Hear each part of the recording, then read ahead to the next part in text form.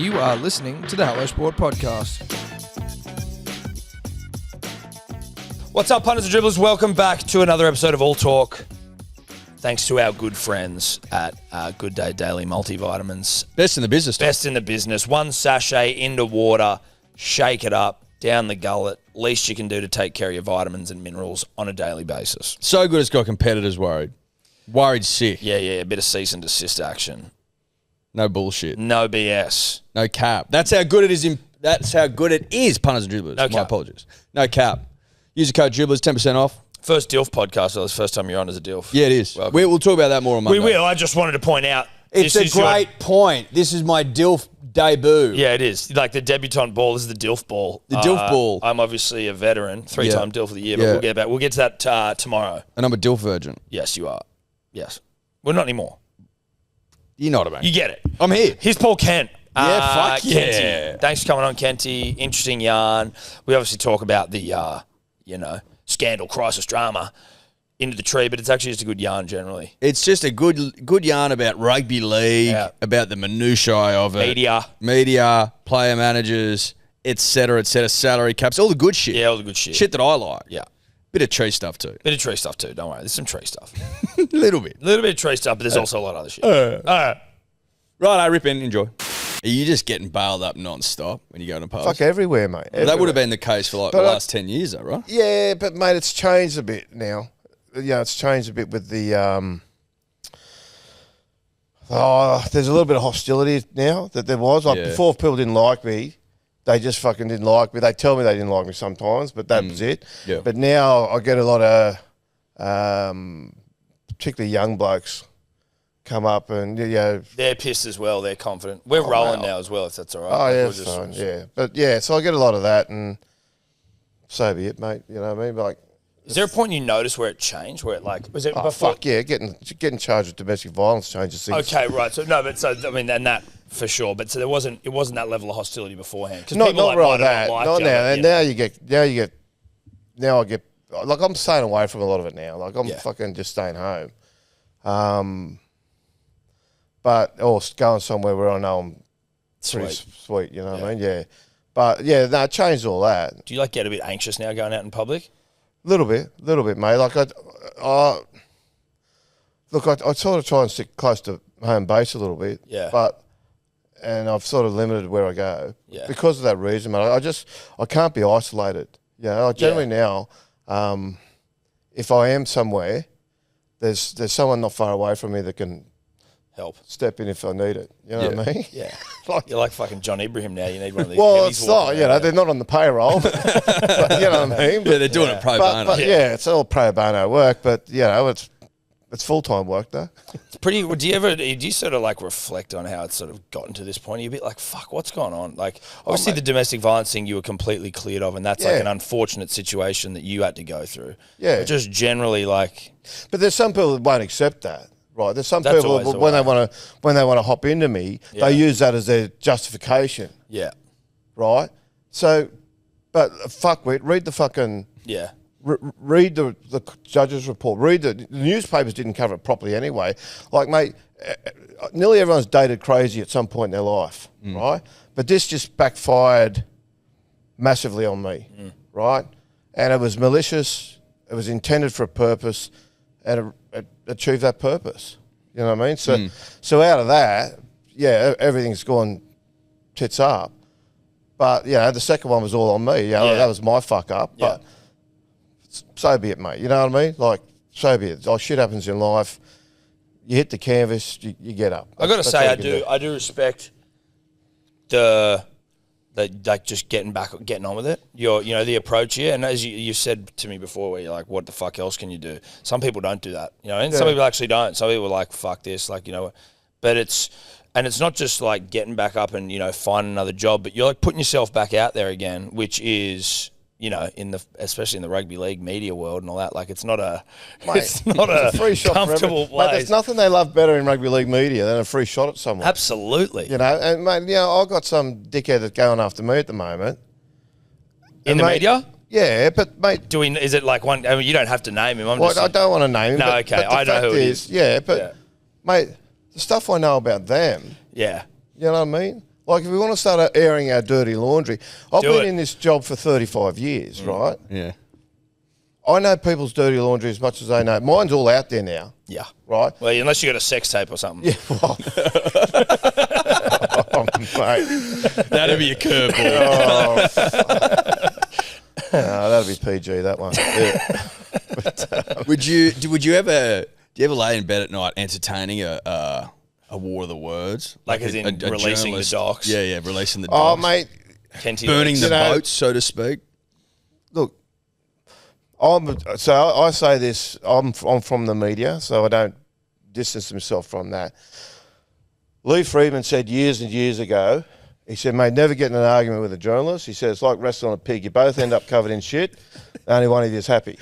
You know what I mean? Yeah, and that's what it would be. Like, I do, because I've got that mindset.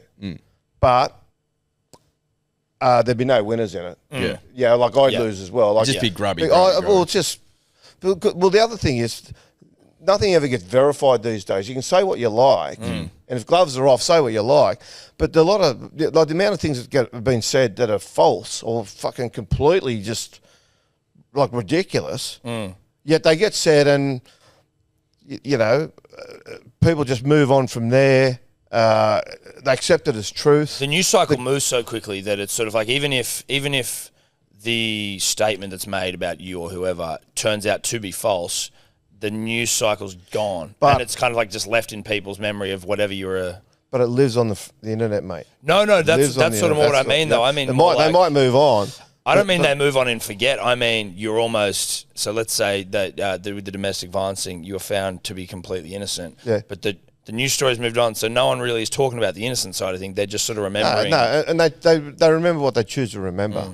You know what I mean? And that's the other thing. And I had this conversation. I've said it a few times publicly, and I get all the fucking nuffs just get out of their tree about it, because I say there's a real lack of critical thinking, not only in the game, but in society. I was just driving in here today, and again, I'm not going to mention a former player who's now working on radio, and they were doing a quiz. Okay. So what's the time? Yeah. So this is live radio? I'm just trying this is live radio, right? So you'll know where you... Well, Tommy worked in radio, so but they're doing a quiz, and they're asking questions. And it was about the Newcastle Knights. And the first question was about what year did the Knights come into the competition? 1988, right? He said, well, I didn't start watching footy till 1995. And I'm thinking, well, mate, can't you fucking read? Like, don't you have any... Like, it's like last year at the Olympics. People were asked to nominate their greatest Olympians, right? And what's his name? The missile, right? He named... friend of the show, so be careful. Mo Green. Was it Mo Green? Maurice Green. Maurice Green, yeah. Maurice Green, the sprinter. Yeah, he named him as one of his top 5 Olympians ever. Didn't have Jesse Owens in there. You know what I mean? Didn't have Edward Moses in there. And his rationale for that was, well, he was born in whatever year and he didn't know. Well, mate, come on. Like, can I push back on that? There is things that happened before you started watching TV. No, like, for sure. There's a whole world out there before everybody started watching TV. Yes. You're entitled to actually, if you're naming your top 5 Olympians, don't you just sit there and go, well, okay, let's look at the history of the Olympics, which is over 100 years old. There's like stats you can look to for greatest Olympians, but then there's also like... Mo Green wasn't the greatest Olympian at the Olympics he was at.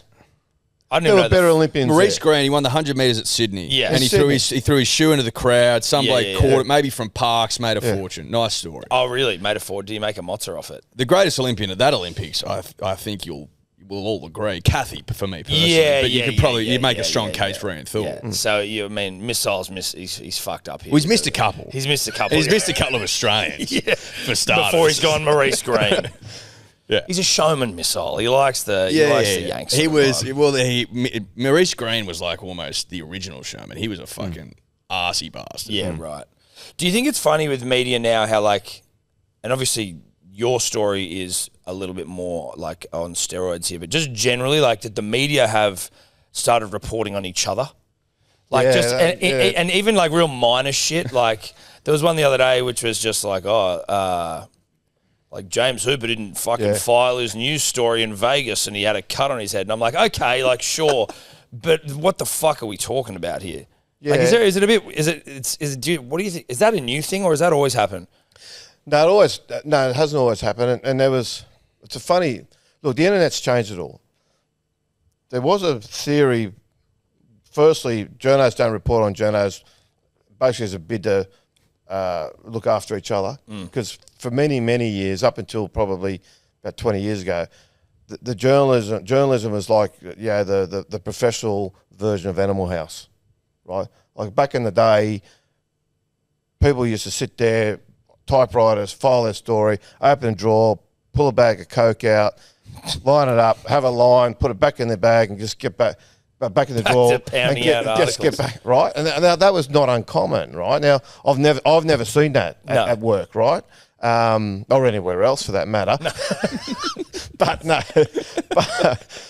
neither will we. No, what the hell are you talking about? Yes, exactly. No, but that was quite common at work, right? Common enough that no one blinked enough. It wasn't every day. People could walk past someone just. Yeah, it wasn't hidden. It wasn't hidden, Christ. Right now. But it wasn't promoted. It wasn't. No. Yeah, everybody get on this.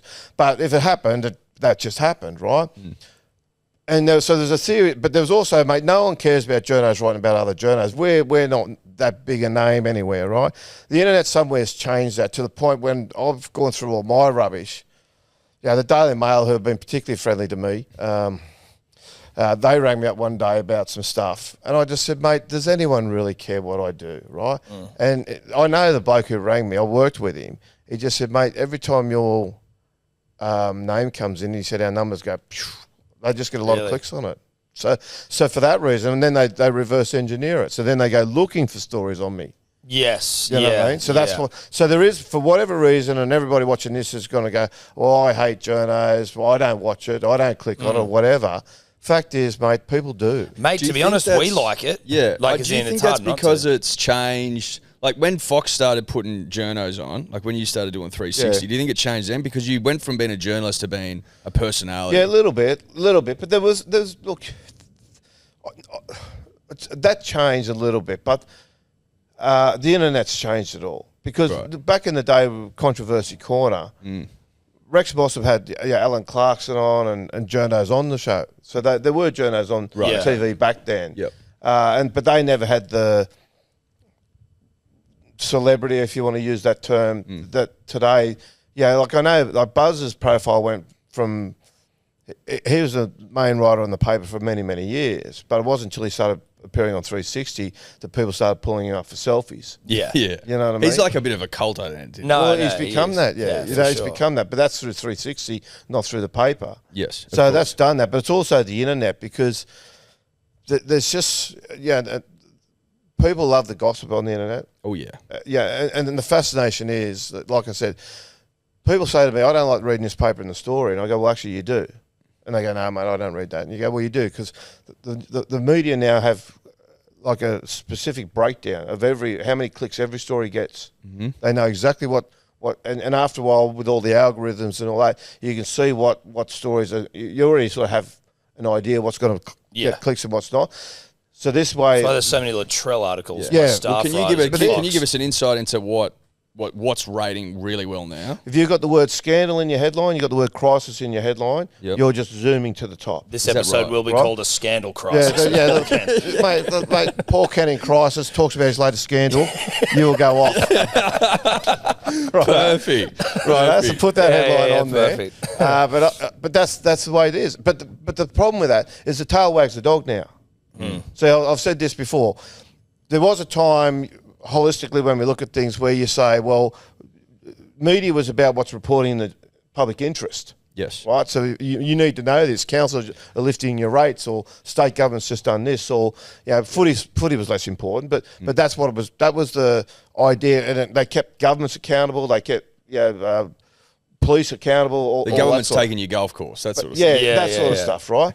But now what media increasingly is becoming is writing what interests the public. Now, it's only a short change in phrasing, but that's what it's all about now. So if somebody's in crisis, like heaven forbid, you're just going to be all through the media until the crisis is over. Yeah, it's certainly... Or in a scandal. But there also seems to be articles popping up more and more that are just baseless opinion about nothing, really. Yeah. Like, there's one that stood out for us recently. Bulldog Richie wrote it about, like, I think it was 10 things I hate about rugby league. And he's just contradicting himself over. He's like, ticket prices are fucking too expensive, but the NRL has done a pretty good job on bringing them down. You're like, well, what is it? And he's like, I hate it when people celebrate, but I also hate it if they don't look deba after they win. I'm like, after they lose. We go. It's funny because, I start off by asking you, like, is it crazy is it a bit sort of weird that Journo's become the storyline? They are almost always a storyline here, in the sense that, like, we like reading dumb articles from Journos and sort of everybody talking about does. Everybody does. But I guess we're like, again, Bulldog. Unfortunately, he's been in our fucking sights for a while, but he's a good fella, Bulldog. I'm sure he's a good fella. It's just like he's a dribbly journalist as opposed to like someone who's breaking news. Like, he doesn't seem to break news at the moment. He's like, Nathan, you've done enough for rugby league, mate. Go and follow your dreams and be like Chase Mary, and you're just like, what the fuck is this? But the other part to it, though, is the breaking news is less these days. Firstly, because clubs now release the news through their own media departments. So the days of journos finding stuff out, as in, and I'm talking I'm not talking finding scandalous things out. I'm talking about just actually finding out that, for example, Lindsay Collins is not playing this week. Okay. Now, back in the day, that was a story. That led a page. True. That was a story. Okay. Now the club puts it out as a press release. Yeah. Okay. Because it goes to every media at the same time, it's not that important because everybody's got it. So you put it on the internet so people can read it, so you've actually recorded that it happens. But it's not that big a story. Whereas 15, 20 years ago, before that happened, before there was media departments in clubs, what would happen then is if you got news that someone's not playing this week, and the club was always trying to keep it quiet, you would release that, and you'd get a good story out of it. You get it like it would lead the page or whatever. So that's all changed. It's kind of fucked it a little bit, hasn't it? In that sense, in terms of like the story. And if you want to go the other way, and you want to go the other way as far as scandals, right? Crisis. So now there's so this scandals happen and the club's in crisis, right? yeah. So what happens then is the club will put out a statement saying because there's police investigation, we're not going to comment anymore. The NRL will do the same. The integrity unit are investigating. We won't be commenting, right? So they try to get in front of it doing it that way. But also that's sort of why I think the journalists sort of go hard down that way because there's still stuff to discover. Yeah. Okay. Yes, because they actually don't say anything about it. They actually don't say anything. Right. But the actual breaking news of it gets put out often as a... So there's nothing there. So you're incentivised to chase ambulances, essentially because that's the only way you're going to get a fucking... Well, that's the perfect storm, though. Yeah. Because that's one place you can find something out that the club or the league or whoever haven't released. But second to that, you can get scandal and crisis in the headline because something's clearly happened. Yeah. So it's almost like, come to Papa, we've got the big one, you know. So that, but I know that there's an increasing annoyance for a lot of people about all that. Okay, they don't like to read that, or they claim they don't. Yeah. Now they'll read it, get an opinion of it, and then tell everyone else they shouldn't read it. I think it's a bit like you're almost becoming addicted to fast food as opposed to it being like, it's not it's like sugar. It's sugar hit stuff. So it's like, yeah, I am kind of enjoying it, but is it because of the like lack of anything else that I'm sort of getting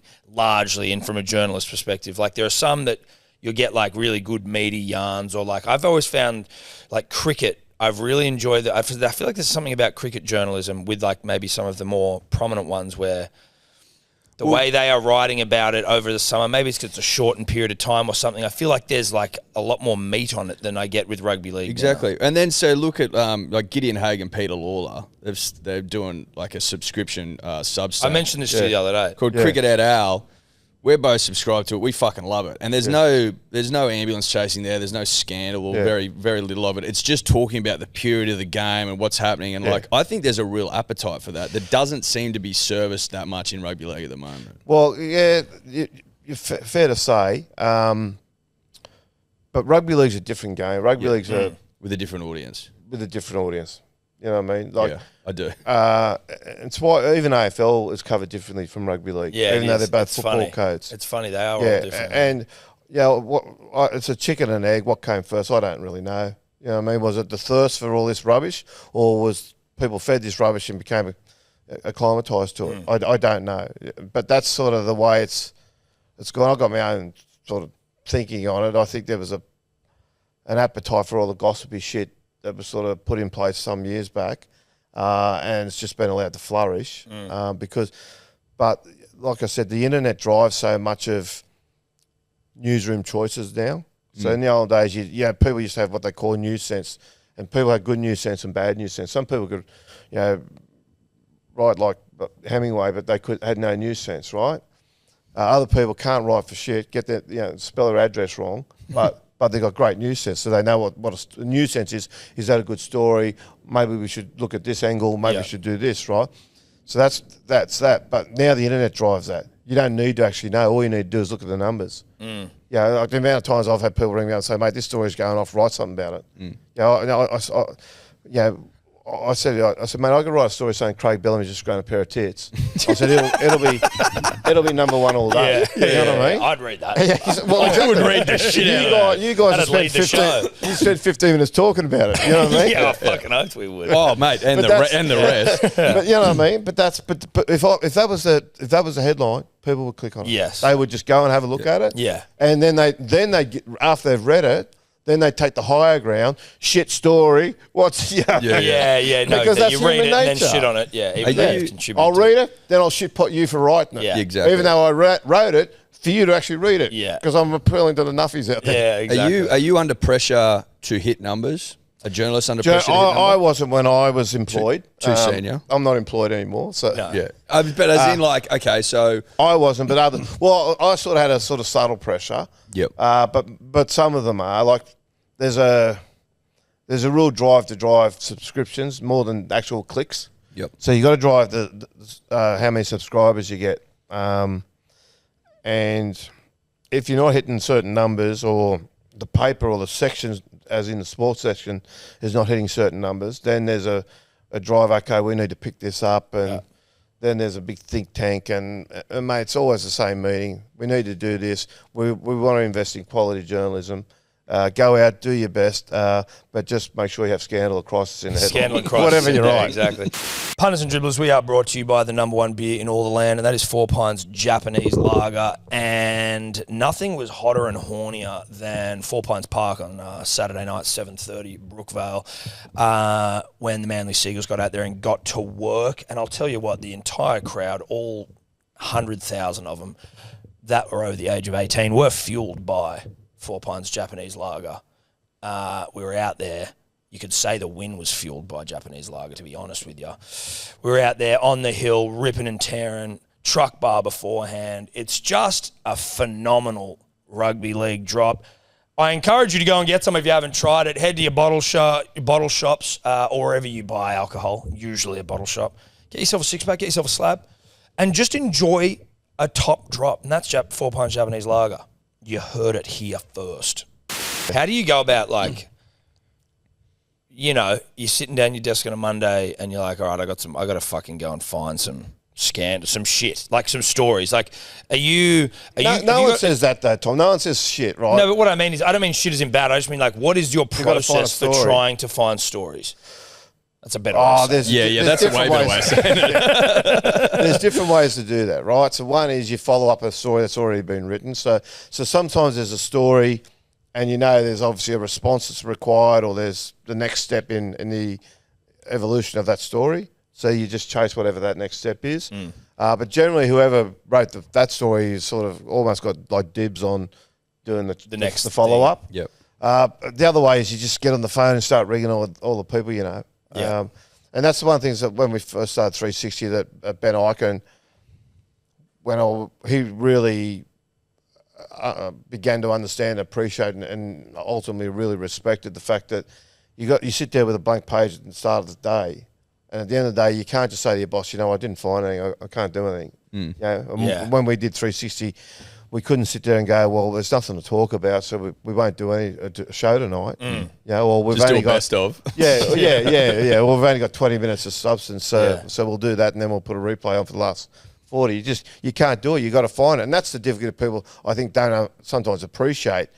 That when you got to fill an hour of television, or you got to put something on the page, so to speak, from a newspaper point of view, You can't just go, well, I've got nothing. No, you got to go out there and hunt find it. something. That's right? something that I always found. I found it like illuminating when I was working with you guys at Triple M, and it'd be like you're doing the shows, and you guys were just constantly in and out of the fucking radio booth, just taking calls like the whole time. Yeah, constantly taking calls, and it was like, right, these guys are just on the whole time. Yeah, well, that's what you do. Stuff. And see, and that's where when people get critical, and this is where I get defensive of the journalists and what we and they do, is. Yeah, you write a story sometimes and people will go, they launch, right? That's bullshit, Yeah, what would you know about footy, right? That's a big favourite from people. What would you know about footy, right? We get that. But we you played a game at least. Yeah, we fucking did nothing. nothing. I wouldn't be bragging about that. But it's more than nothing. But the thing about it is when they say, what do you know about footy? Probably the best way to portray it's a little bit like the iceberg. To your point, you saw us making the phone calls. You'd see us get out. You'd talk to so-and-so. He'd tell you stuff off the record, or he'd tell you, mate, this is on the record, but all this is off the record. So you're allowed to say this. You weren't allowed to say that. But all that information, whether it was on the record or off the record, would help form your opinion on things. So you would have an opinion. It might not always be popular, but that was based on the whole of the information you were given, even though you could only probably talk about the 10% of the iceberg that's sitting on top of the water. Yep. Right. So that's one thing. The other part that this is one of the best ones. Like I've had people tell me stuff, either came on radio or come on 360, and they tell you something, and then when you get on air and you talk about it, they go, mate, that's rubbish, that didn't happen. And you'd be like, you're the bloke that fucking told me. You know what I mean? Yeah. But publicly they can't say it. They can't agree with or they can't show that. But so they sit there and they go, well, mate, that's rubbish, or that's, and you think, you told me that. You fucking but said you can't give them up. You can't say, well, hang on. you just gotta sit there and just wait for all the fucking emails to come in, everyone going, oh, you dickhead. Yeah. How'd you get that wrong? And just like, oh, mate. And how do you develop relationships with like moles, birds, tweeters? You know, people who are going to like tell you fucking... People are going to whisper things to you. Is it like... and is there like... Because some people we've heard like player managers are the worst for leaking shit. Is that your experience, or is there anyone... that comes down to personality in many ways. Like player managers are very good sources because they've got an agenda, and the agenda is different from the clubs. Often the club, and sometimes the player. Different to the player. Sometimes, yeah. Shit, that's not ideal, is it? If you're a player, it's not ideal. But they sometimes represent multiple players. Yeah. Or they all represent multiple players, but they sometimes represent multiple players in a situation. That's how clubs get themselves into trouble. It's how clubs try to get themselves out of trouble by managing the coach and then bringing the players in. And the coach, because he's got a relationship with the manager, he'll try and bring the players in. Yeah, we want him. And they sort of get like a bit of a rails run sometimes. But it feels kind of like, I understand if you have, you know, you're the coach and you got a manager and he manages players. But at the end of the day, as a coach, aren't you still just going to be like, listen, I know you managed X, but he's not that good. Like, am I really going to... You're underestimating how persuasive managers can be. Yeah, okay. You know, they are. But the problem, what happens is, initially, it's I'm sure there's a clever analogy we can use out there, but initially it's a profitable relationship for the coach because he's getting this sort of run on of players who are also managed by his manager. But after a while, you can almost have this, and it's good for the clubs initially too. And a couple of clubs have been bitten because they go, "This is great. He manages our coach, and he's bringing in all these players into the club because it works for the manager. He wants to bring players in for the coach to be successful. Yes. So the coach gets re-signed, right? So he wants to bring good players in.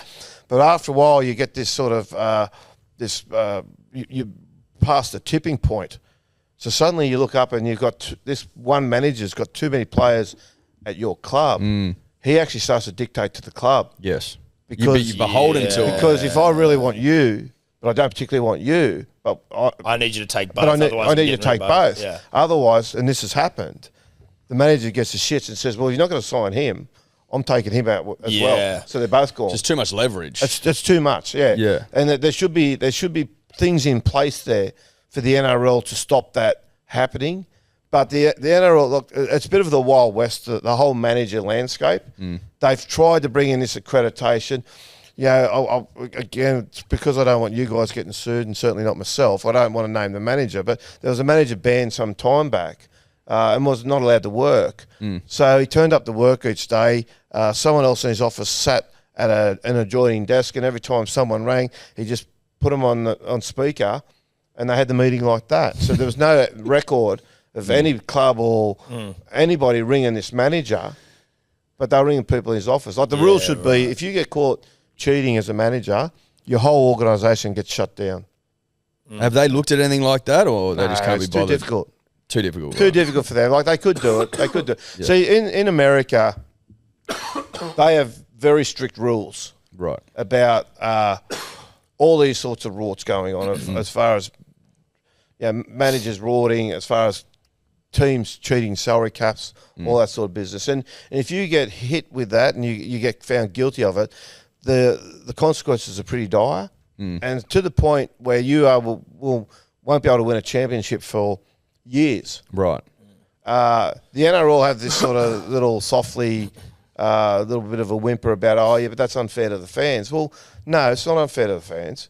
Yeah, well, it is. Yeah. But that's something that the club should have taken into perspective. Yeah. Right? That's something they should have thought about rather than now rolling the dice, getting caught, and leaving up to the NRL to give them what would you call like an acceptable penalty. Yeah. Do you think that's born out of the fierce competition they've got going with the AFL? Like not just not wanting to give an inch? Could be. It's almost too fragile, the game, in some regards. Well, you could argue that, but then by the same token, okay, let's talk about... So for the last X amount of years, it's been the same clubs at the top of the Premiership, same clubs at the bottom of the Premiership. For all the talk about how great the game is going when Souths are winning or how great the game is going when St George are winning, both of those teams have won one comp each in 50 years. So the game can profit beyond them being successful. I just think it's the NRL. I think and I wouldn't necessarily say the current NRL administration, but in the past I think there's just been relationships too close. I think there was some, for example, when Canterbury got rubbed out after winning the comp and caught cheating the salary cap, the NRL allowed them to keep their squad together, right? Now, they didn't win the comp they got caught, but they were allowed to keep the team together. And what the players all did was they all took pay cuts. All except one. He knows who he is. But they all took pay cuts, and they got enough to get them all back under the salary cap, okay? So then what happened? The squad stayed together, which was illegally assembled. Let's not forget that. But the squad stayed together. Then 2 years later, they won the comp with that squad. Then once they won the comp, then the players went, I'm going to go back to market now for a fair price. And the team basically, I wouldn't say disbanded, but they lost a lot of players after that. Steve Price went to the Warriors and all that sort of business because they went back to market for what they thought what they should have been getting paid, right? But so they gave their fuck you to the NRL because they won the comp, right? But that was unfair, and I argued with the NRL about it at the time. Said they couldn't grasp it, or they wouldn't admit to it that Canterbury squad was illegally assembled. Therefore, they shouldn't have been allowed to take pay cuts. Anyway, the NRL just said, "Kenty, you just." You're chasing a dead horse. Shut up. Leave it alone, right? Because I can be a little bit like that. Can you? In case you hadn't noticed. So, but they were just like, look, mate, just leave it, right? Yeah. But when Melbourne got caught in 2010, they didn't allow Melbourne. So somewhere between, there's been a private conversation. Said, look, we won't tell him he's right, but he's right. Let's not do this again. But 2010. When Melbourne said, okay, we'll take pay cuts like Canterbury did, the NRL said, no, you got it. This is their value.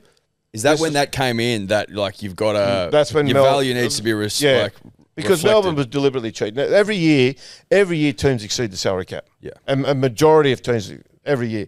But it's little incidentals, like a bloke's got a bonus in his contract where if he plays X amount of games, he gets a upgrade or he gets right.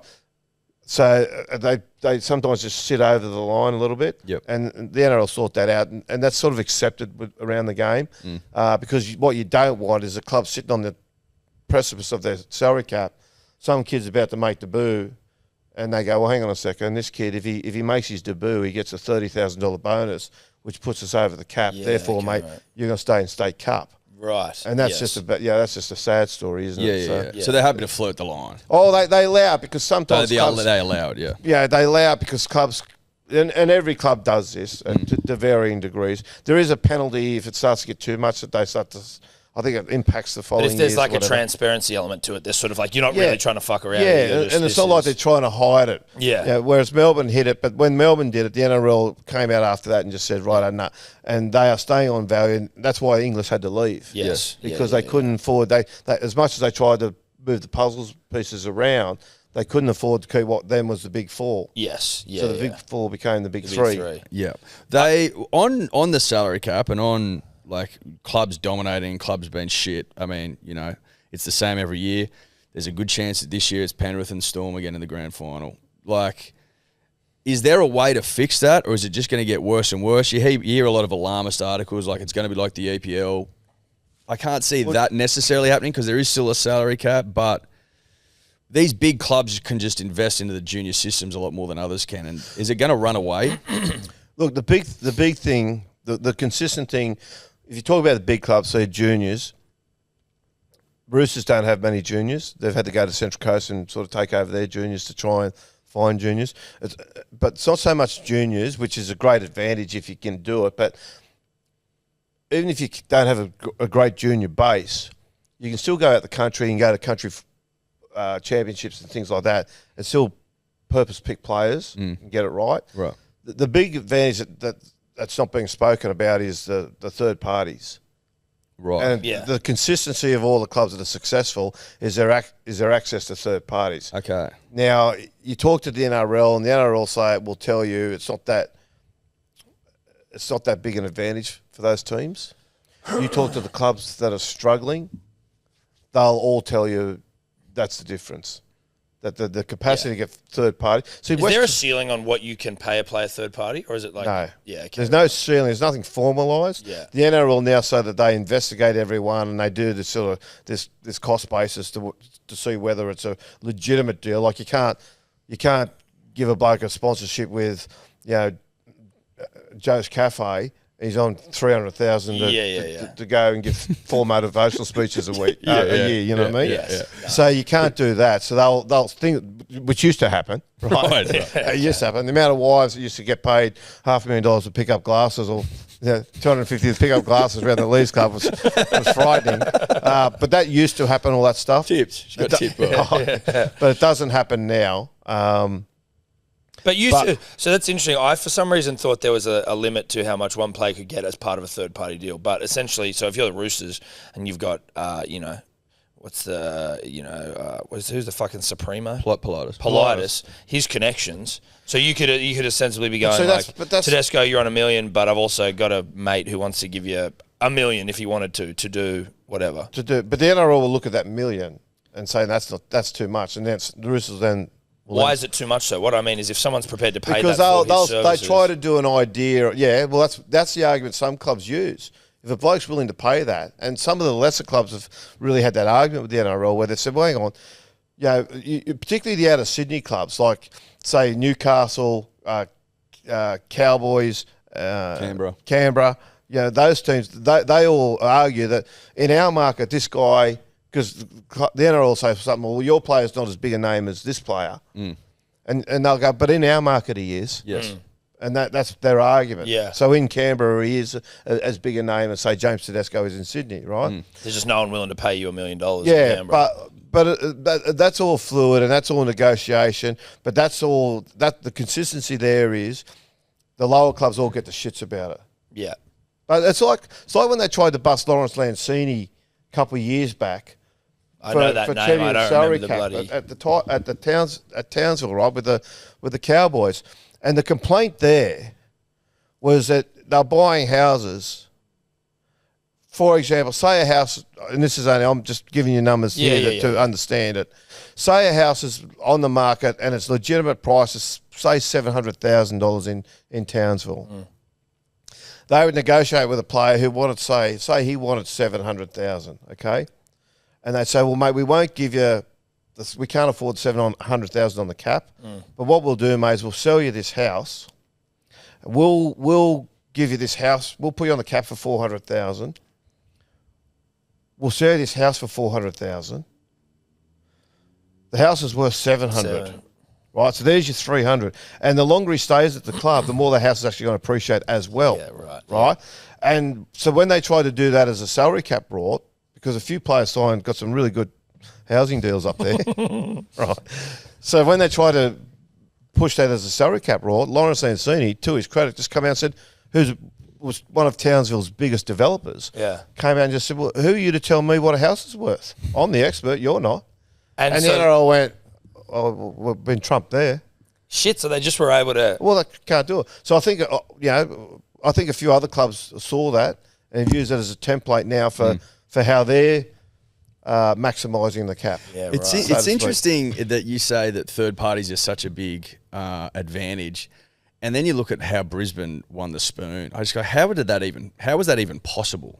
That a club like Brisbane, and they were one team, one city club at the time. Yeah. They must be dripping in third party up there. Yeah, they are. But just because you're spending money doesn't mean you're spending it well. No, true. They had good players though, but they were all young. They had some good players, and they had some real weaknesses that they hadn't fixed. And the other thing is, I think probably because they're just in the one team town, once they went into the spiral, they couldn't get out of it. Mm. You know, it was everywhere how bad they were going. Every time, good, but we couldn't get away from it. Well, I think it sort of became self-fulfilling in the end because they started off and started going so poorly, and then they couldn't. There's no circuit breaker. They couldn't get out of it, and ultimately they did. Yeah. I want to go back to the news breaking side of things. Have you got like a story that was yours, like a big scandal, crisis, whatever the fuck, but like a big sort of NRL story that you uncovered ever? And I guess when you're in the hunt for that and you're like little threads, you're pulling little not really, threads. Nothing comes to mind. I had a couple of Olympic ones that didn't go down well. I didn't break the story, but I was the one that sort of wrote the story of Lay Down Sally. Is that right? Yeah, I had blokes threaten, mate, let's go to the gym, I'll get on the rail with you and you'll see how tough it is. Well, mate, like if you, for example, just on Lay Down Sally, I think it's at Cambridge, they do, I think they do 5K there, 5K time trials. If you stop, you're never allowed back. Yeah. Really? Trial, never allowed back. Yeah, that was... You pack your shit and go. Yeah, right. So, it doesn't happen. No. But that was the whole philosophical argument about that. People say, well, hang on, she gave her best to the point she was exhausted, couldn't give any more. And that was one argument that people sort of promoted. The other argument was, well, hang on, it doesn't matter how tired you are, you can always get to the end, particularly as an elite athlete, and it's 2Ks that they race over. Yeah, it's like 6 minutes. So particularly that you should still be able to get to the end no matter how exhausted you are. Had she not done it already? Hadn't she that came out later, that she'd done it before, and then it came out that the team were actually concerned about her being in the team because she'd done it before. Yeah, right. And then here she was, I think they're in second place or at worst third place when it happened. But that was... Yeah, Lay Down Sally. One of the Did you come up with Lay Down Sally? No, I didn't actually. Right. That was my editor. Dude, Daily Telegraph headlines are one of my favourite things in the world. There was one the other day that was because there's Politis and Boris over in fucking Vegas, Gene up at a referee, and it was just the headline was I was not impolitis. And I'm just like, fuck. Whose job? Is it one person's job or is it the editor who just sits there and Oh, that'd be... Or do you ever go, I've got an idea? I know James Silver would have came up with that headline. He's the sports editor at the Telegraph, so he's very clever. Oh, God, that's so funny. Yeah. They do sit around there, mate. Some of the stuff that got written, or some of the headlines that have been on stories that never made it to the paper, they've just been... there used to be a... what they call it? I can't remember what they call it, but it used to go around just like there was a little in-house... thing of stuff like that. Yeah, right. The headlines that people wrote that never made it to print. That's funny. Were just outstanding. I thought they could have done one with Stewie McGill today. There's McGilty. I was looking at that. I'm like, that's a fucking layup. Surely we could have done that. You'd actually quite relish in that role, mate. Tom. It's something Dad has always fucking loved. Dad's always like, we've always laughed at it. So it's one of those ones where I just can't get away from it in my mind. Yeah, that was his great gift, wasn't it? Yeah. He loved that sort of stuff. He always has, still does. What he's been going on about lately, Bill, is that he's only just noticed after all this time that turd is squashed into the word Saturday. He goes, I'm 71 years old, however old he is, and I've only just realised the first time that turd is in Saturday. I'm like, this is... Well, mate, you know what? I didn't realise. No, I didn't either. But I'm like sitting there, Dad came on the podcast telling, and I'm like, this is an insight into like what my family conversations are. We're sitting around and Dad's like, guys... When we used to do the back page, and you guys... The glory days of the back page. Oh, the glory days, yeah. You guys, the old Sepp, the blue and yellow colouring. All that sort of Gibbo, Fitzy. Gibbo, yeah. You probably Chippy. appreciate this. Is we used to have a meeting before the show, and the producer, we had a couple, but they were fairly straight-laced. And we'd go through all the ideas for the show, and your father just cut loose, right? And like I used to just sit there howling in laughter, and there were periods there where the whole meeting was just basically it just disintegrated because everyone was just in fits of laughter. And your father used to say shit that, mate, it was so off, right? It was so off, you could never say it on TV, right? You could never, but it's some of the funniest things I've ever heard, right? So then he'd sit there and he'd say that, and we'd sit there, and by the time we'd all bring it back together, sometimes we'd run out of time because we're laughing, and we'd just go down this tangent where he'd just go like he's on stage. But then when we get on air, he would start to allude to what we'd spoken about, and I'd always get the giggles up because I thought, mate, I think, mate, don't say this. He'd bring it right to the edge, just before the punchline that he would normally hit, that he hit earlier in the show. Oh, mate, and it was... because I used to get in my head and thinking, mate, don't laugh. There are some great. I remember some great just clips of back in the day where he would say these like little one-liners that clearly have that rattle you, or like when Gibbo would just completely lose it. Well, like they often were really because funny. of that's because of what Gibbo got said in the green room before the show, which was just like I said, just so funny but so off what it is. It was. Very good. They were good days, the old back page. That's where I first met you, when I was I don't even know what year that was. When did it start? Mate, it would have been early 2000s somewhere around there. Like 10. Yeah. Wild. Unbelievable. Now look at us. Got a bit area since then. Things have changed a bit. Yeah. We were talking in the green room, Tom and I, earlier, just about, we wanted to get your sense of what makes a club leakier than another. For example, the Tigers seem to be particularly leaky in terms of shit coming out as compared to a Storm, for example. Look, it's a number of things. You look at, firstly, how much success they're having. Successful clubs, they generally understand the rule that, if it ain't, broke, don't fix it sort of thing. Just leave it alone. Don't touch it. When clubs aren't performing as well as they should be, there's always someone that's got an idea why it should be better. And so that then leads to people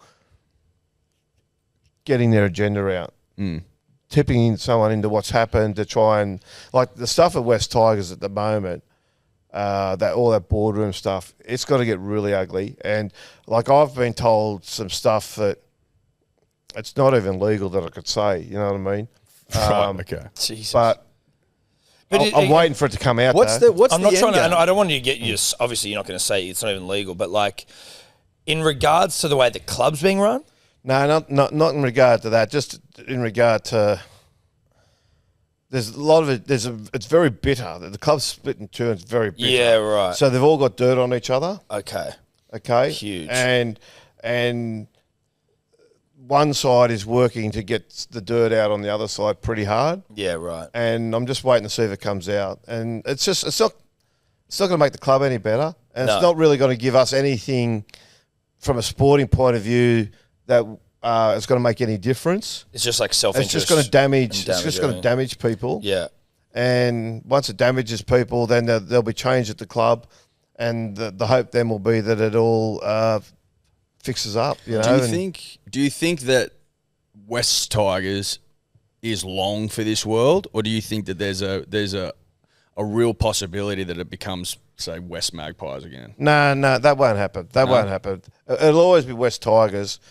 And all this agitating behind the scenes about trying to get it back to West Tigers or West Suburbs Magpies or Balmain Tigers, that's just wasted energy because the NRL just won't allow that to happen. Okay. And I go the other way. I think they've been going 25 years now. The competition started in 1908. It's now 117 years old, and for 25 of those years, it's been West Tigers. It's a solid number now. Well, it is. It's not like they're 3 years into their joint venture. Yeah. I think they've got to stop calling it a joint venture. They've got to get rid of Balmain Tigers and Western Suburbs Magpies people and just put West Tigers people on there who just see it as one club. Like the whole funding format with the Holman Barnes Group and all that, it's slightly flawed. It's the best they could come up with. But I think at some point, somebody needs to come in and just go, you know what, I'm not a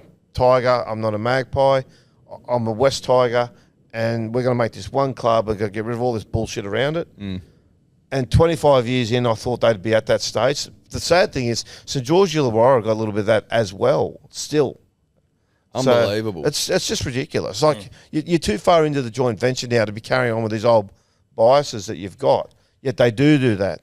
Is that because they're padding the board with people that are like affiliated with one side generally, versus the other? Do you know what I'm trying to say? Like, you're getting old Magpies on there, you're getting old Balmain guys on there, you're getting old Steelers on there. Yeah, but the other problem too is that when they do get sort of independent people in, and the current chairperson of the Tigers is she's an independent. She's not come from either side, but she's clueless. Right. You know, not the right people. In a bid to try and find independence, they've had to get people who, and I have this issue with all these people come in on boards and I'm independent, and I think, well, I haven't seen you around a footy field ever. You don't know how it works. And suddenly you're coming in and people have this idea that because they're footy fans, and this is probably the Tigers have had recently, because they're footy fans, they know footy and they know how footy runs, and therefore they can come in as a chairman or a board member and do it and run it. And I say, well, mate, I've drunk Coca-Cola my whole life, but I couldn't run Coke. You know what I mean? Yeah. Just because I like it doesn't mean I can run it. Yeah. And the problem with football... We've always said that. We've always loved that, just like you're a former rugby league player, so now you're the treasurer of the CEO. And it used to happen that way. Well, rugby union seems to have been their big problem, is they don't bring in like gun administrators. They just bring in people that played it once. Yeah, or socially, like the status it brings. Yes. So they've come from, they're merchant bankers who've come in, you know what I mean? And now they're running the ARU or Rugby Australia as it's called now, and it's just bullshit. Look, rugby league is a very, the rugby league business, I'm not talking about the game on the football field, the rugby league business is a very specific business. It's as specific as running a plumbing company, or selling petrol, you know what I mean? It's, you got to know your shit. And people, because they like footy and they've followed the Tigers their whole life, think they can come in and run the club. And it's not that simple because, and I've had this issue with, or this discussion with administrators at the NRL and the clubs here and there, where the guys have come in and they come in with the best of intentions and they sit there and they go, you know what? I'm going to do this and do this and do this. And next minute, they get the cat in one corner, they get the dog in one corner, and they don't know that one's a cat and one's a dog, so they hate each other and they're going to fight. And they sit there and they try to get business sorted out. Yeah. And you think, mate, why would you have got these two blokes in the same room together? Yeah. Like everyone who knows anything about the game, even if they come in smiling and shaking hands, you know that they don't get on. You know that they're not going to do any sort of business that's going to benefit the other one in any way. But the naivety of people who come in as new board members or chairman or whatever saying, look, we'll get this done and we'll get a deal done. It's happened. Player managers and coaches. Some clubs have totally banned player managers, certain player managers. Okay, but you don't sit there and try and say, oh well, let's get them together. But they do that because they just think that it's a friendly world where everyone gets along and we all sing Kumbaya. Is rugby league more than anything than any other industry? I don't know if this is true. It's the Middle East, mate. But it feels like there's just so many fucking blues and people that hate each other. It's insane. It is. Like you just see people like... everyone's got dirt on each other. Yeah. Like, oh, yeah. Are they getting fucking private investigators onto people and shit? Yeah, like are they sort of... Is there that sort of dirt digging? I'm just... The amount of times I've heard like, I don't think they need private investigators. I think that... Look, it doesn't take long. If you sort of jump into the rugby league river and just let it take you downstream, and mate, you're going to hit the Rockies pretty soon. You know what I mean? Like the Hazards, they're going to shit's going to happen. That's just the way. That's just the way the game rolls. It's look, you can't be a shrinking violet and survive. You just can't. Especially in any aspect of it. Punters and dribblers, I interrupt this podcast transmission to let you know about our good friends at Ned's, the premier betting platform in this fine land, if you ask me. Now, if you follow our betting show About Even, you will know that Ned's also fuel that. And what you will also know is that I haven't hit a bet all year. So I just want to come on here, basically. It's an opportunity to congratulate Ned's because you've got me at the moment. You've got me by the balls. But responsibly, I will continue to have a crack at you week after week for the entire rugby league season, as is my right, my responsible right. But I can't pick a bet. I fucking suck. Everyone else is good. That's not surprising. But if you're winning them early, you're not winning them late, and that's just a truism that stood the test of time. So look for me to really come into my own in probably the next 12 weeks. But shout out to Ned's. Go and follow along on About Even. Join the group there. The code is dribblers to get in, or you can see our profiles and see how shit we are. Again, particularly me. But we love you, Ned's. What's gambling really costing you? For free and confidential support, call the number on the screen or visit the website. When you're doing what you're doing and you're having to write articles about people, clubs, players, whatever, like you are undoubtedly going to step on toes or piss people off. Yeah. But then you've got to like see them at shit. Like that to me is like where that would just be so uncomfortable. You're like, hey mate, how you going? Yeah, I bagged you. But that's like, the difference. That in the old days, that was a conversation. Mate, you used to ring people up in the old days and say, look, mate, just letting you know, I've given you blokes a bit of a tickle up tomorrow. And you discuss it. You would. Giving you a little tickle up tomorrow. Right? And you discuss it with them. And you'd say, they go, what have I done? Or, what have we done? And then they give their reasons for whatever, and you might modify some of it or whatever. But you'd have the discussion. Or if you didn't get hold of them, you'd see them that week at the game. And I remember when I was younger, you'd always, as much as you could, which is nearly every time, I wouldn't say it's every time, but nearly every time, you'd make sure you got to the game that person was playing at, or certainly at the next opportunity. And you just go and say, listen, I just want to have a chat to you about a story the other day. And sometimes they tell you to fuck off. But most times they go, oh, mate, yeah, go me the shits. But you sit there and you sort of work through it a bit. Yep. And it was all okay. Now there's a big barrier between players and clubs. And so administrators still get it, most of them, certainly the older administrators. You can have a blue with them, they go, oh, look, whatever, move on sort of thing. And, they might put you in the sin bin for a couple of weeks or whatever, but you still can have that discussion. Players, you can't. Players are now so different. Back when I first started, players had jobs. You know what I mean? Yeah. So they had exposure to people outside the game because they're at work during the day. And they sort of had just a different perspective on things. And I'm not saying that players... I think they also had less pressure on them though as well, just from like the public scrutiny side of things. Well, they did. Yeah, they did. Yeah.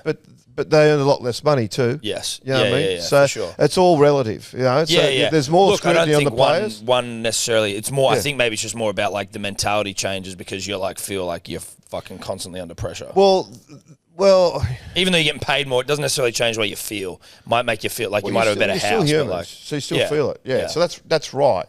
But there are also more things in places now to probably protect you from that. Yeah. But I think there's also a way of like there's a bit of a sort of, what's the word, like a reverse sort of aspect to it where while it is there to protect you, it also it doesn't actually help you in some cases. Yeah, it's almost like helicopter parenting. Like you're not exposed to enough hardship or like the reality of it. If you can sit down and have a conversation with someone, and even if you let the player just have the opportunity to call you a dickhead, they just walk away feeling better. Mm-hmm. And after that, they... Do you think the energy's gone out of it? Do you think on that then that... If you need to go to the toilet at any point... No, I'm good.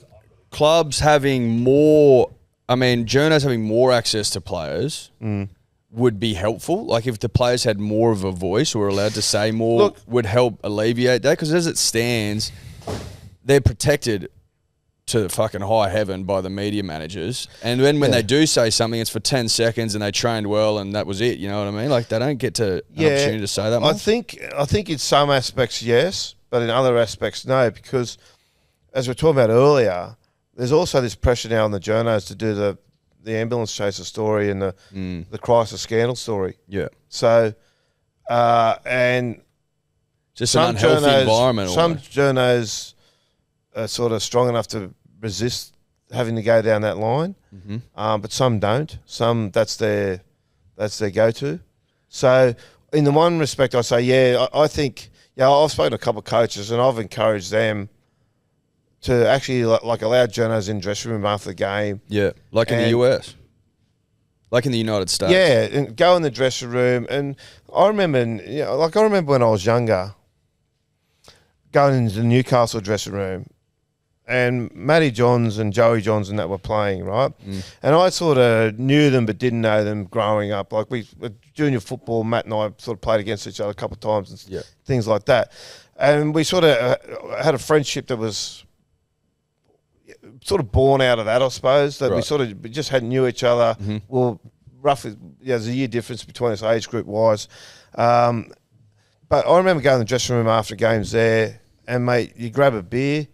The three of us would go and sit in the little second part of the dressing room back then at the old Marathon Stadium, and we'd sit there and just have a chat for 15 minutes. All three of us had a can of beer in our hands. And we just sit there and have a chat about the game and about stuff like that. And we had a good relationship. It was, but that does, now the players have got their own dressing room where nobody's allowed in. And then they have the bigger dressing room where the family's allowed in and the media's allowed in there. But there's no relationships anymore, or there's few relationships anymore where you can actually just sit and sort of decompress a little bit around each other and just have that take discussion. The tension out. Yeah. And so what you find now, the relationship is more about certain journos will align themselves to certain clubs where that can happen. And you see a lot of the stuff, like journos, they will write the Newcastle stories or the Manly stories. Yeah, or whatever. And that's all about access. That's just the way, whether it's, that's for others to decide whether they think it's better or worse. Well, that's just the way the world's gone. Do you have more sympathy for players now, given what you've gone through, in terms of the way, I guess the way, even if it was just perception-wise, but the way that you were about players fucking up in the media? Yeah, I do have sympathy. But I've always had sympathy for players. Do you have more? Like, is it more? Do you know, just like having experienced I'm more understanding. I wouldn't say sympathy is the word, but I have more understanding. Yeah. But the one thing I'll say, right, and again, I don't want to. Every time I talk about this, people think I'm offering excuses or fucking whinging, right? I'm not.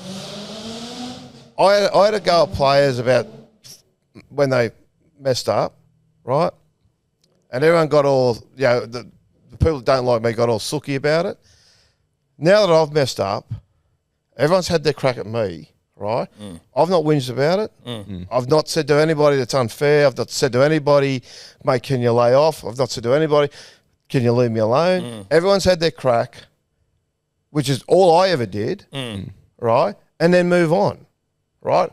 I didn't call war against anybody or anything like that.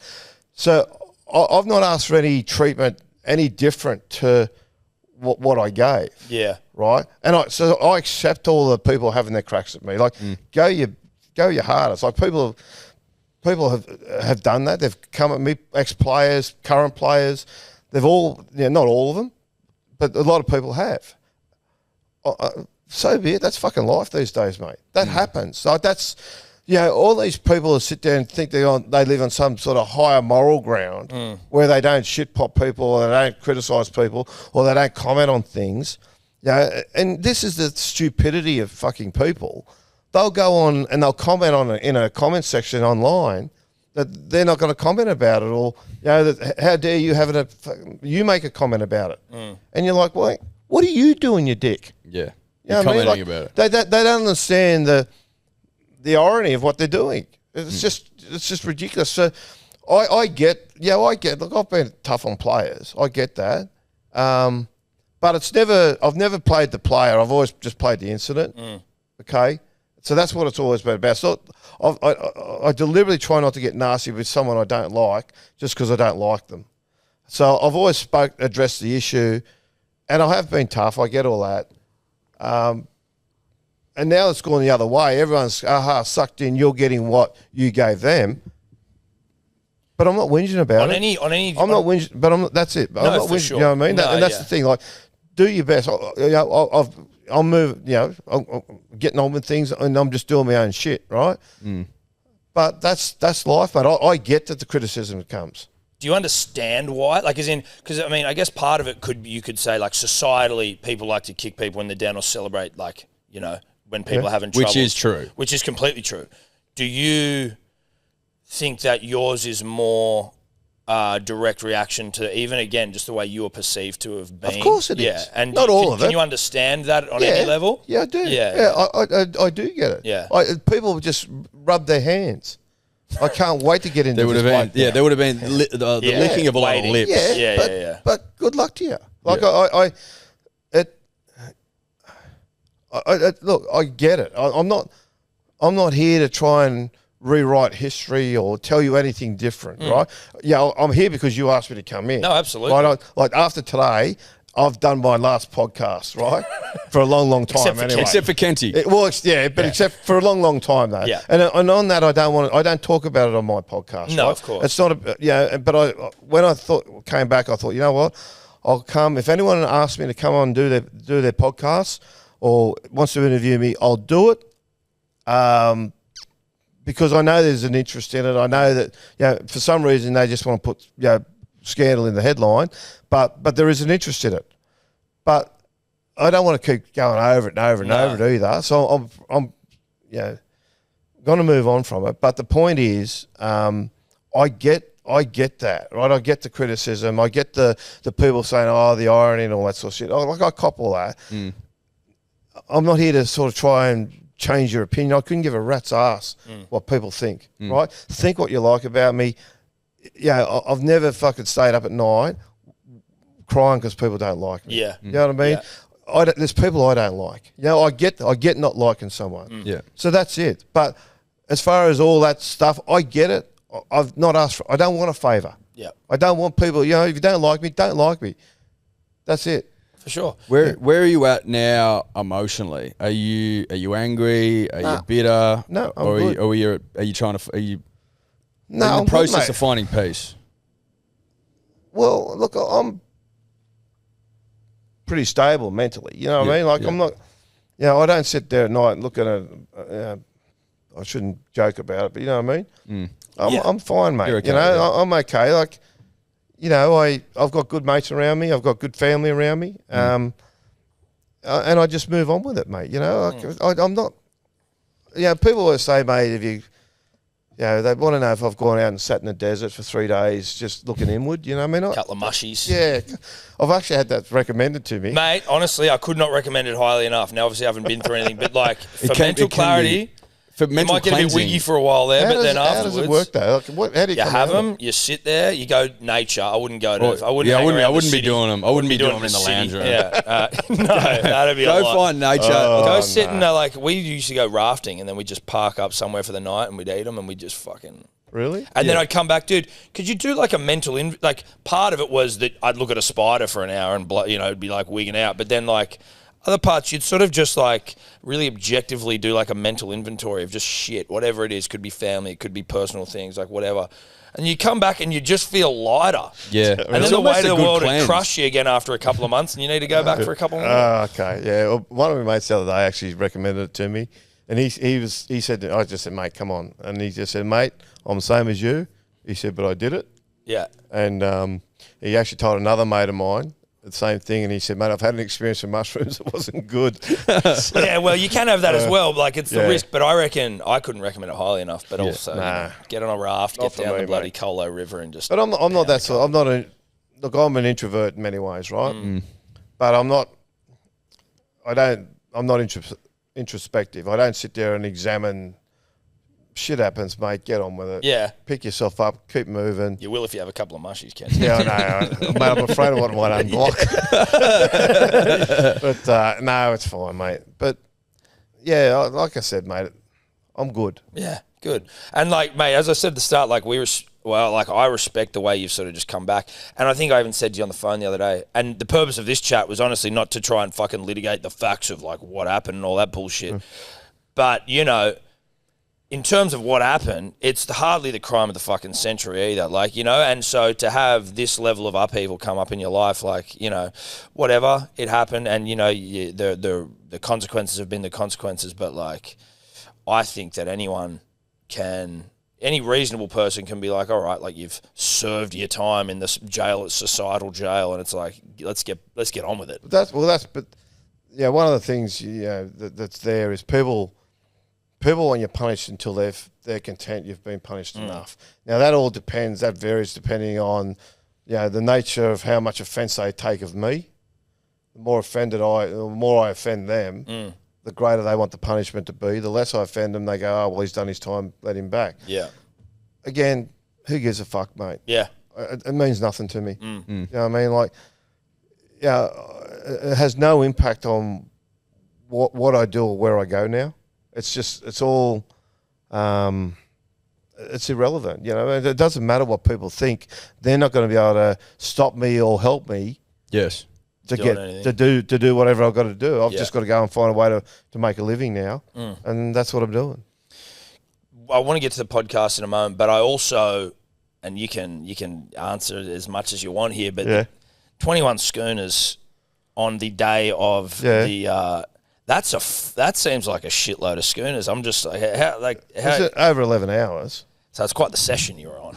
Well, look, it wasn't a session. It was mid-strength for a start. Okay, all right. Listen, that changes things. Well, it does change things. No, it does. By 0.4 per schooner. Per schooner. Yeah. So I only drink mid-strength, firstly. Second, I got there because I was watching the races. Nice. And then when the races finished, we'd had a couple of bets on the footy as well. So we thought, okay, let's just watch one game was on while the races were on. Then there was a 5:30 game that sort of went beyond the races. And then the 7:30 game, which normally I'm well gone by then. But we thought, okay, we'll sit there and... It just sounds like you're having a great day. Well, we just sat there watching the footy. It's just a classic show. And then after that, we walked home. But, yeah, like... Those dickheads at the Sackville, like I've been back once since then, and this person that worked there pulled me aside and said, mate, we've come under a lot of scrutiny after your day. And I said, mate, I don't give a fuck. I said, I didn't tell the media how many beers I had. I said, your pub told the media how many beers I had. I've never told anyone. And for them to expect me to feel sorry for them, I said to Blake, I said, mate, see that beer there? I said, that's the last beer I'll ever drink in this pub. And you're gone. We'll not go back to it. Yeah, they're whinging the other day. They were in the paper. Again, you talk about fascination. Like, when has anyone other than Bob Hawke actually had a story written about him about how many beers they've had? I know, but listen, 21's just such a magical number. 21, yeah. Listen, it's a good... I mean, there's a part of me that wants to have a crack. You know? I'd be disappointed if you didn't. It's 11 hours though, Tom. Yes, it is 11 hours. It's only two. You work it. It's only 2 an hour. No, I know. It really isn't. Again, over that period of time. I was falling. Yeah, you're not in a Bucks party. No, like anyway. There's a lot of look. I'm not going to get into it, but there's a lot of bullshit that's come out of that day. I'm just going to wait for things to either run their course or, at some point later this year, a bit more of the truth might come out. But again, I'm not here to try and convince anybody. So there's nothing to say, mate. You know. Yep. Is what it is. 21's not a lot, mate. Well, listen. we're going to probably have to have a crack at some point, Eddie. Why don't you do it like because the thing is, we don't drink. Lapse here. We're actually thinking about doing it. Well, do it. And now that we've got high level clearance, well, that's it. We've got high level because we tend to change to the stiff stuff because I can't drink that many beers. I get bloated as fuck. So that's actually my biggest concern. Yeah, but is over bloating. But I think if we were to, maybe have an actual keg in here with schooner glasses. Because I feel like cans sometimes... I don't want to drink cans. No, I think cans... We get schooners, and we'll do it the correct way. I think we have to do it mid-strength. And what time did you start?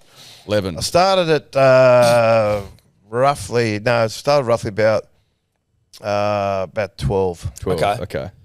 Yeah. So we got some time. We'll Get the first in Melbourne and off we go. Yeah, but you got to be there for the first. Have to be. Right, yeah. There's always a bet in the first. Yeah, a couple of rugby league games on. There's always a bet in the first. So mate, in many ways, it's like the perfect day. Like it starts out the races. Yeah. I start every race day full of confidence. Yeah. You know Don't we all? I get my tips. Yeah. I put my bets on. Yeah. I start counting out. Look, if these all win, I'm going to have a fat day today. Yeah, if all these fucking if your 15 come off, if all I'm going to be fucking rich. And I just have a little multi on all of them because I'm a bit of an optimist that way. That's nice. Well, as a bloke said to me one day, he said, "Mate, when the balls drop in lotto, he said, there's no form." He said, at least in horse racing, there's form, right? So he said, you have much more chance of picking 6 winners. Yeah. All together. No, it's a great point. That's actually a fucking great point. Yeah, it is. Yeah, you're more chance. It's like your lotto, but it's form lotto. Yeah, it's form lotto. So I play a bit of form lotto. Have you ever won a bit of form lotto? I've had a couple of good ones. I've never. So look, the way that you do it is I do the whole lot together. Yep. And that's, mate, seriously, I've had payouts of $2.5 million. Yeah. Never got there. No. But one day I'll get there. One day it'll hit. Could have. Imagine when you do. Because the horses got form, unlike the balls. But one day it'll hit. But balls don't have form is so good. That's true. Oh, fuck. So what you do then was in that you just have throw 3 or 4 bolties together. Yeah.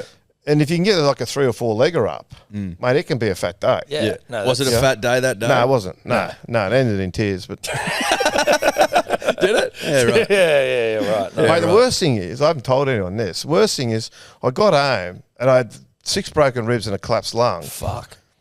And I went out again and I was talking to John Bateman.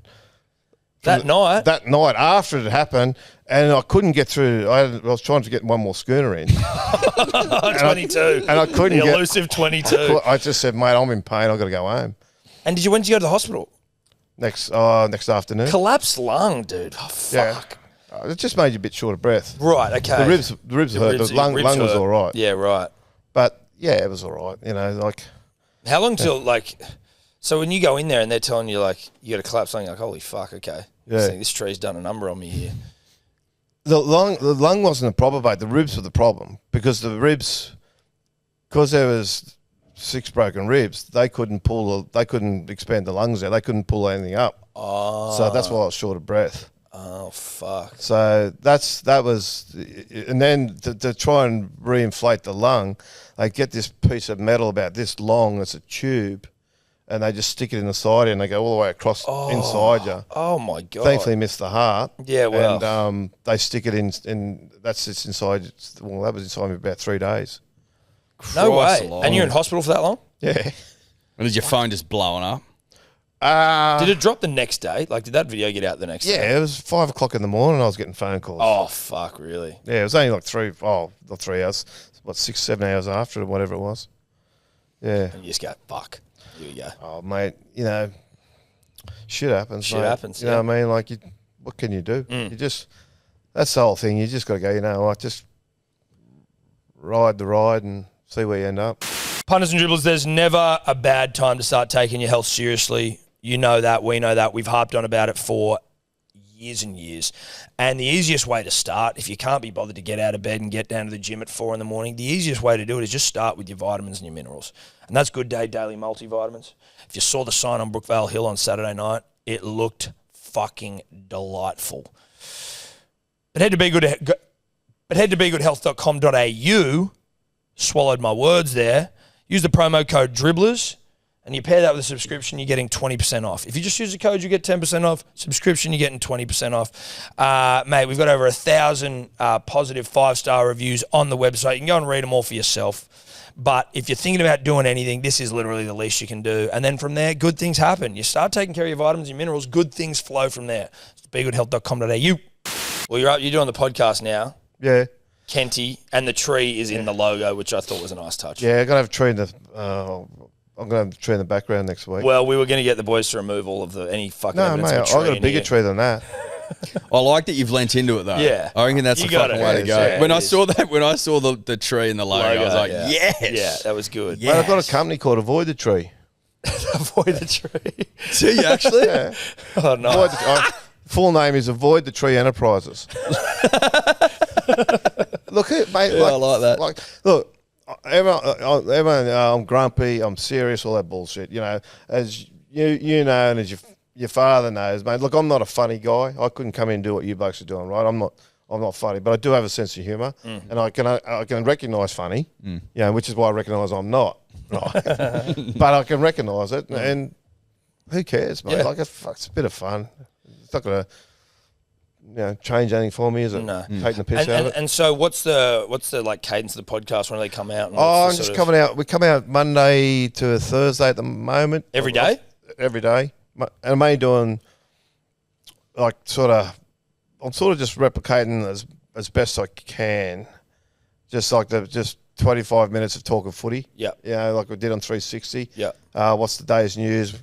Yeah, you're sort of trying to interpret the news, so to speak. Yep. And then once a week, I'm sort of like, this week we had Matty Nable came in, sat down with us, and that went for an hour. Nice. He was fascinating. Yeah, Do you talk footy or life or both? Both, mate. Like he talks, like I wanted him on the show. I didn't want him to, Matty's a mate of mine, and we were talking about other stuff the other day, and he said, look, anything I can help you with, let me know. And I said, well, mate, I might try and get you on the podcast one day. And he said, mate, I'll do that. And I said, oh, sweet. And he said, mate, when do you want it? And I said, well, mate, I was like, mate, Thursday? He said, I'll be there. Oh, so nice. he came in and did it. And I wanted, Matty was a pretty good footballer in his day. He didn't quite make it, but he played, I think, 13 games. Okay. For 5 for Manly, I think 8 for Souths. And out of that, mate, so we talked a little bit of footy just to sort of let people know where he was at and that he knew his sort of stuff and all that sort of business. And then we sort of went more into his life and how he got into the acting and the writing and all that sort of business, because he's had a pretty remarkable life. Like, yeah, he has, hasn't he? Oh, mate. And the other thing, I didn't know this, he worked for, you remember that podcast, Who the Hell is Hamish or whatever? Yeah. He was I don't know whether it was his bodyguard or whatever, but he said I was on like Lear jets flying all around the world with him. And, really? Yeah. Wow. And he said I had no idea it was a Ponzi scheme. He said this bloke just had me convinced he was a billionaire. And he said we're flying all around the world and living this lifestyle. Yeah. So wow. So it's pretty interesting some of the stuff he's done. Yeah, right. Well, go check that out for sure. Yeah. And do you then still like go try and like hunt news and shit? Little bit. Like I'm sort of still finding my feet a little bit with it all. Yep. I'm sort of, I don't know. It's hard to.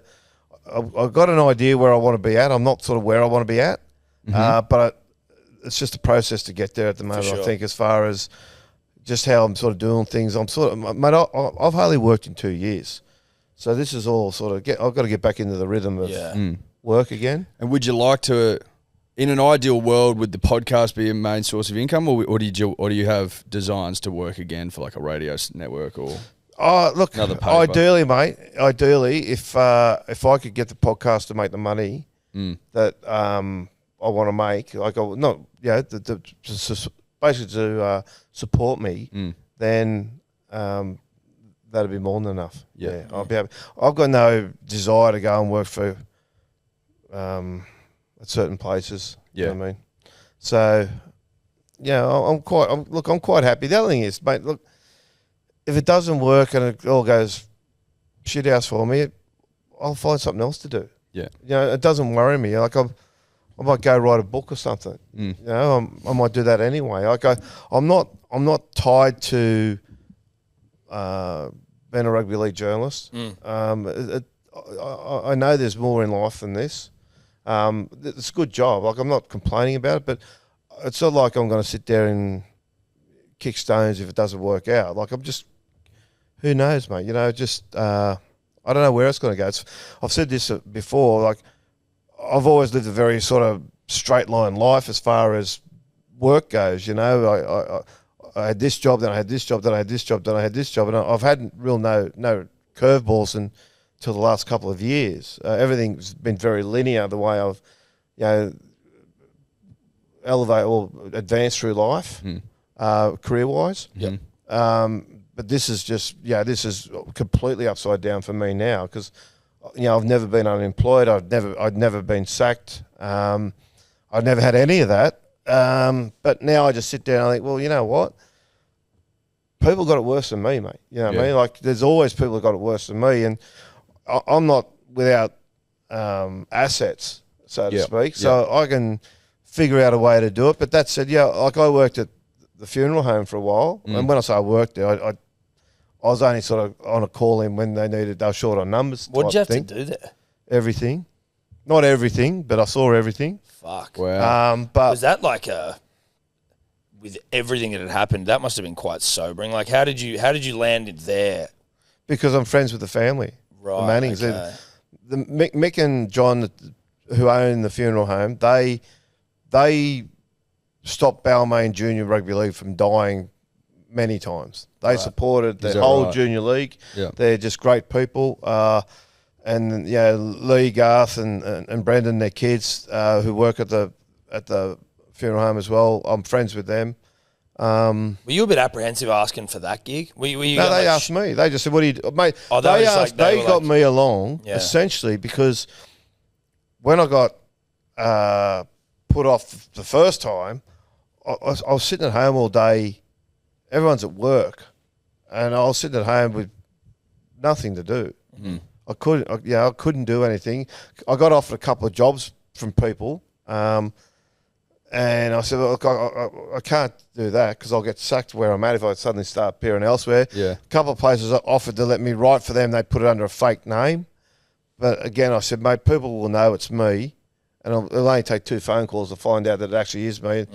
Yeah. So essentially, I was just stuck at home for. In the end, it was about 7 months, 8 months. Was it really? Fucking hell. First time, and 7 or 8 months. It was about 8. Yeah, I got early May to December, 7 months, and I just had nothing to do. So they just said, "Look, if you're doing nothing, mate, come and help us out."